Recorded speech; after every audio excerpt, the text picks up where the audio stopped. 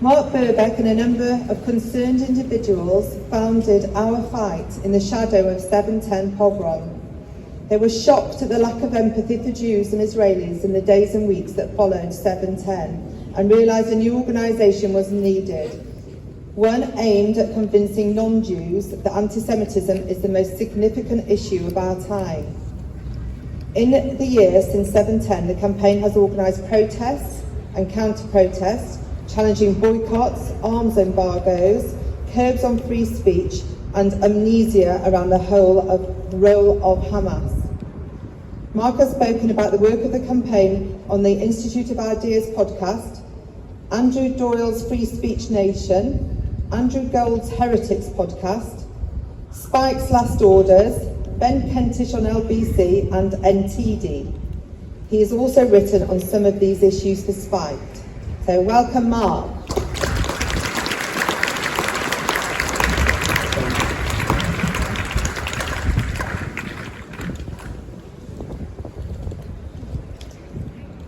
So I'm not Jewish.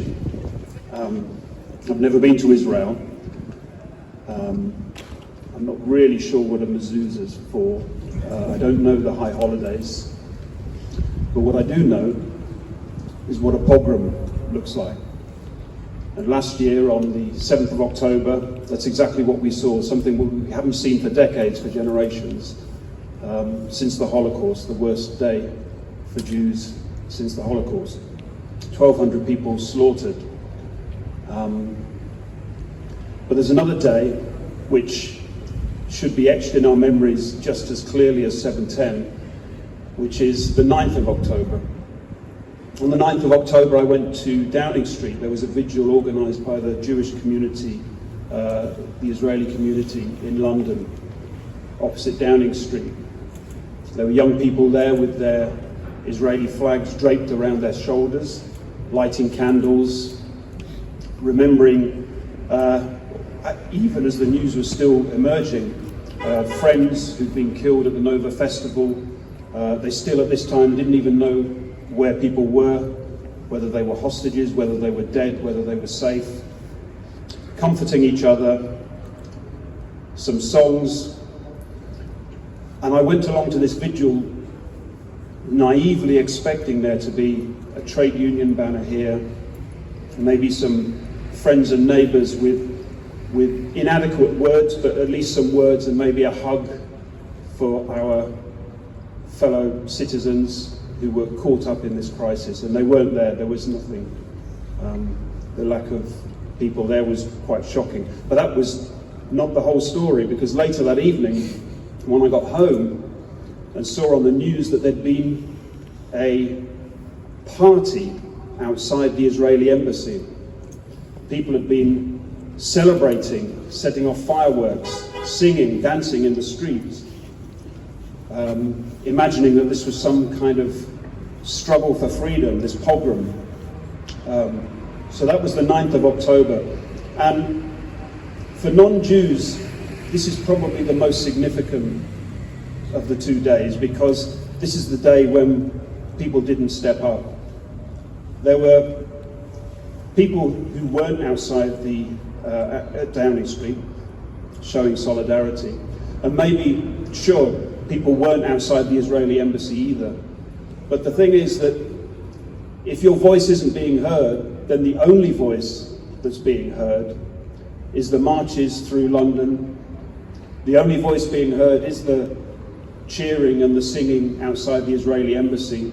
The only voices being heard are the trade unions who are calling for embargoes on Israel, or the students who are banning speakers from appearing, or even our ridiculous Prime Minister with his pathetic essay today showing completely inadequate solidarity.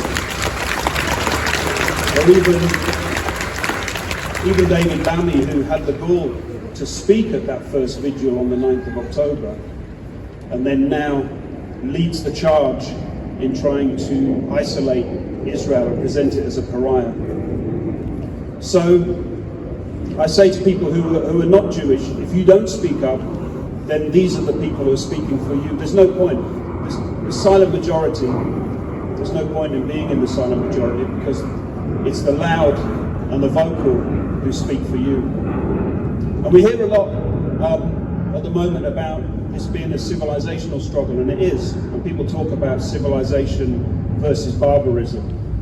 And often what people are picturing is the barbarism of the grenade being thrown into the bomb shelter, into the shelter, or the rapes and the burnings at the Nova Festival. And it's true, that is barbarism.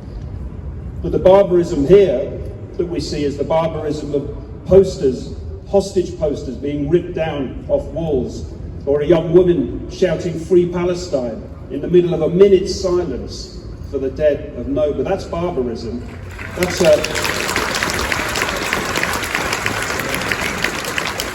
a civilization. That's a civilization that's lost direction.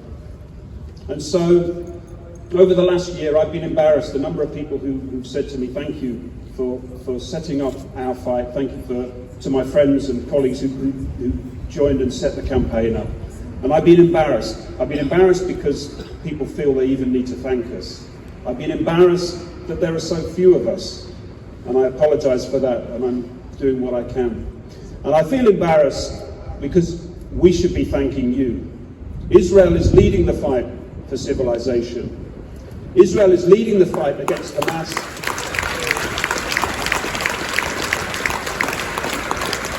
Israel leads the fight against Hezbollah, against the IRGC, and they're being presented as a pariah for doing so. And so I thank you. It's an honor to stand with you. It's an honor to be here today. And Israel, your fight is our fight.